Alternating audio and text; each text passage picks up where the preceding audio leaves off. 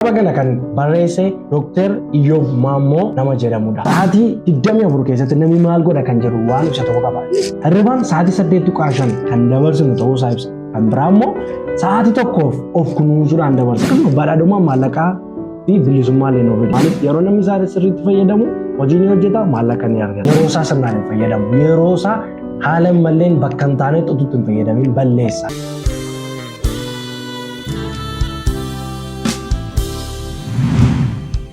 Akkam jirtu daawwattoota keenya bakka jirtan maratti kun Lulee TV'dha. Lulee TV osoo hanga yoonaa subscribe hin godhin kan jirtan hundumti keessan subscribe gochuudhaan maatii keenya taasisanii jenna. Torban darbe waa'ee daandii moototaa kitaaba jedhu isiniif qoodeen ture. Akkasiin dubbistanis abdiin qaba. Torban kana immoo kitaaba haaraa ogummaa itti fayyadama yeroo jedhu isiniif qabadee dhiyaadheera. Kitaaba kana gabaabinaan waliin ilaallu. Kitaaba kana kan barreesse Dr. Iyyoob Maammoo nama jedhamudha. Dr. Iyyoob Maammoo kanaan dura kitaabolee 14 ta'an hanga yoonaa barreessaniiru. Kitaabolee isaan barreessan keenyaaf Geggeessummaa A to Z, Furtuuwwan Milkaa'inaa 25, Ogummaa Fayyadama Yeroo, Bilchina Miiraa, Ilaalcha, Xiyyeeffannaa, Madaala Eenyummaa Keetii, Karaa Hundumaan Guddachuu, Geggeessummaa Tiraansfoormeeshinaalii, Namoota Rakkisoo Addunyaa Kanaa, Of Injifachuu, Utubaawwan Bilisummaa Diinagdee, Gaabbiiwwan Jireenyaa, Miira Hoogganuu kan jedhu kitaaba 14 kana barreessanii saba isaanii biraan ga'anii jiru. Kanaaf namoonni kitaaba afaan Oromoo dubbisuu dandeessan, Amaariffaan illee barreeffameera dubbisuu kan dandeessan kitaaba kana barbaadaatii dubbisaa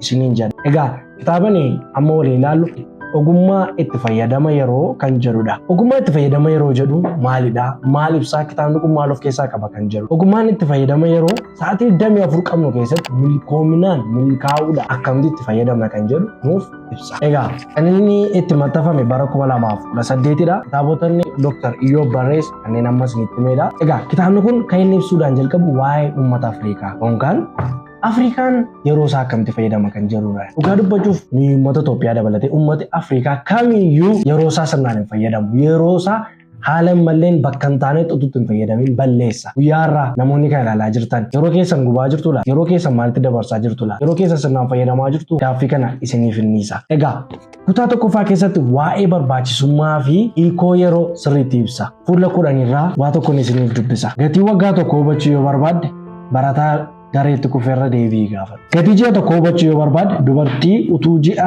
hin gahin mucaa deesse gaafadhu. Gatii torban tokko hubachuu yoo barbaadde nama gaazexaa torbaniin bahu maxxansu gaafadhu.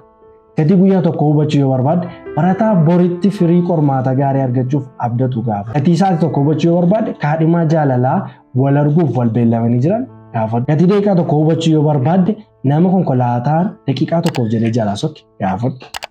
Gatii sekoondii tokko hubachuu yoo barbaadde nama sekoondii tokkoof jedhee balaa jalaa hafe gaafadhu. Gatii miilii sekoondii tokko hubachuu yoo barbaadde atileetii hamma xinnoof durfame gaafadhu jedha. Maddeen garaagaraarraa kitaaba kana keessatti kan ibsamanidha. Egaa gatii yeroo beekuudhaaf nama yeroodhaaf daqiiqaa tokkoof sa'aatii tokko guyyaa tokkoof sa'aatii 24f jedhee waa tokko jalaa fashalaa'e yoo ilaalte yeroo kee sirnaan itti fayyadamuu dandeessa jechuudha. Egaa namni yeroo isaa balleessu nama jireenya isaa balleessu. Yeroo kee balleessite taanaan jireenya kee balleessiteetta. Maaliif yeroo amma qabdutti yeroo barattutti barumsa keetti yeroo keetti fayyadamtee hin gargaaramtu yoo ta'e yeroo hojjettutti hojii keessatti yeroo kee sirnaan itti fayyadamtu yeroo ta'e yeroo beellama qabatutti sa'aatii beellama kee hin kabaju yoo ta'e yeroo kee akkasumaan balleessaa jirta. Yeroo gaafa balleessitu immoo jireenya kee balleessaa deema. Maaliif jireenya kee sirnaan hin gaggeeffatu waanta ta'eef. Inni kan biraan qorannoon akka sadarkaa addunyaatti gaggeeffame giddugaleessaan sa'aatii 24 keessatti namni maal godha kan jedhu waan ibsa tokko qaba.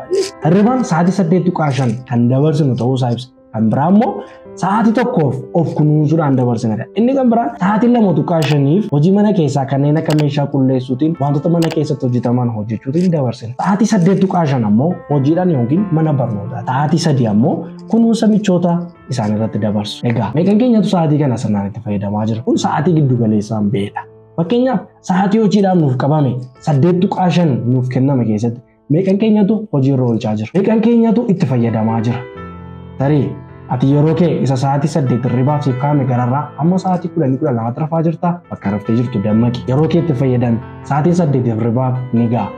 Ogeessonni fayyaa akkas jedhu. Namni gahaan tokko sa'aatii 6 hanga 8 yoo rafe gahaadha jedha. Kanaaf sa'aatii kana caalaa hin rafin yeroo kee itti fayyadami. Egaa kitaabni kun kan biraa wanti inni ibsu ilaalchi nama ta'e tokko giddu galeessaan umurii waggaa 75 jiraate tokko Akkanatti ibsuudhaan kaa waggoota 15 warra jalqabaa of argachuudhaaf utuu dhama'u dabarse. Waggoota 30 hanga 45 ammoo eenyuun fakkaachuu akka yaalaa ture utuu yaadnu dabarsine. Waggoota 45 hanga 60 ammoo nama carraa lammaffaa nuuf kennu barbaada. Waggaa 60 hanga 75tti waggoonni itti jiraanne akkam ariifatanii akka darban xiinxaluudhaan dabarse. Egaa kun giddu galeessaan waggaa namni biyya lafaa irratti qabu waggaa 75 jedhamee kaa'ame qorannoo ittiin kennameedha. Kan biraan kitaaba kana keessatti wanti ibsamee jiru faayidaa ogummaadhaan yeroo itti fayyadamu. Miidhaan keenyatu yeroo itti fayyadamee faayidaa isaa arge laata. Yeroo keetti fayyadamtee taanaan faayidaa isaa argiteeti. Inni tokkoffaan muddamaaf dhiphina namaaf hir'isa. Yeroo keessa naaf fayyada argiteetta taanaan ariifachuun yookiin immoo baay'ee wixxifachuus hin barbaachisu. Maaliif yeroo kee sa'aatiitti yeroo kee haalaan itti fayyadamaa jirta waanta ta'eef. Faayidaan yeroo inni kan biraan nagaa sammuuf miira hojii hojjechuu nama keessatti uuma. Sammuun keenya hin boqota, sammuun keenya nagaa argata, miira hojii keessa keenyatti dabala. Akkasumallee humna nuuf dabala. Sa'aatii tokkotti waa tokko karoorfannee karoora keenya karoora yeroo sana keessatti xumurarra taana hojii sattaan akka jennu mogolee yookaan haamilee nuuf ta'a jechuudha. Akkasuma badhaadhummaa maallaqaa fi bilisummaa illee nuuf fida. Akkamitti akka hin jennu maaliif yeroo namni isaa sirriitti fayyadamu hojii ni hojjeta, maallaqa ni argata. Inni kan biraan fayyummaa wayyaa illee ni fida. Ati yeroo kee fayyadamtee hojii kee xumurteetta taanaan yeroo boqonnaaf qabdutti ispoortii fa'aa jechuudha waan garaa jechuudhaan fayyummaa qaama keetii jabeessuu dandeessa. Akkasumas miidhaawwan ogummaadhaan yeroo itti fayyadamuu dhabuu fidan kitaaba kana keessatti caqasamanii jiru. Isaanis inni jalqaba jireenya keenya tuqsaasa. Jireenya keenya ni bittinna. Jireenya dadhabbii qabu jiraan. Jireenya nama hin gammachiifne jiraan. Kunnumtuu maaliif? Sababii yeroo keenyatti fayyadamuu dadhabne. Inni kan biraan yeroo keenyatti waan hin fayyadamneef jireenya tasgabbii hin qabne jiraan. Jireenya dirqamaa jiraanna. Jireenya karoora hin qabne jiraan. Jireenya madaalii hin qabne jiraan. Yeroo keetti hin fayyadamtu ta'an miidhaa agasmara sirra ga'u kanas sirra jira. Kanaaf yeroo keetti fayyadamu. Kan biraan immoo kitaaba kana keessatti kan kaa'amee jiru dhufuuwwan akka nuti yeroo keenya haalaan hin fayyadamne nu taasisan maal fa'aa akka ta'an nuuf ibsa. Gabaabumatti kitaaba narra isiniif qabadde keessatti wanti isin jechuu barbaadu ati yeroo biti malee yeroon sin bitin isin jedhu. Maaliif yeroon si biti taanaan waan yeroon sitti fidu duukaa fidda.